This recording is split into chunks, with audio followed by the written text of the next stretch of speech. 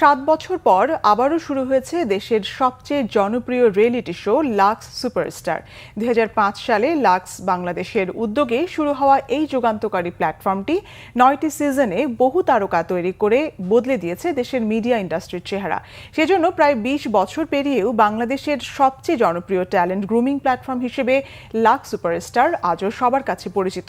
Lux সবসময়ই মেয়েদেরকে সৌন্দর্যের মাধ্যমে নিজের শক্তিকে খুঁজে পেতে উৎসাহ দেয়, আর সেই ভাবনা থেকে এবার প্রতিযোগিতায় যুক্ত করা হয়েছে মেয়েদের পছন্দের 3টি প্যাশন পয়েন্ট: অভিনয়, স্টাইলিং আর কন্টেন্ট মেকিং। যে কোনো একটি বিষয়ে প্যাশন থাকলেই রেজিস্ট্রেশন করতে ভিজিট করুন www.luxsuperstar.com এ। এছাড়াও দেশের বিভিন্ন ক্যাম্পাস এবং নির্ধারিত লোকেশনে অবস্থিত বুথগুলো থেকেও সরাসরি রেজিস্ট্রেশন করা যাবে। এই সিজনে বিচারকের আসনে আছেন সময়ের জনপ্রিয় মুখ অভিনেত্রী মেহজাবিন চৌধুরী, জয়া আহসান ও চলচ্চিত্র নির্মাতা রায়হান রাফি।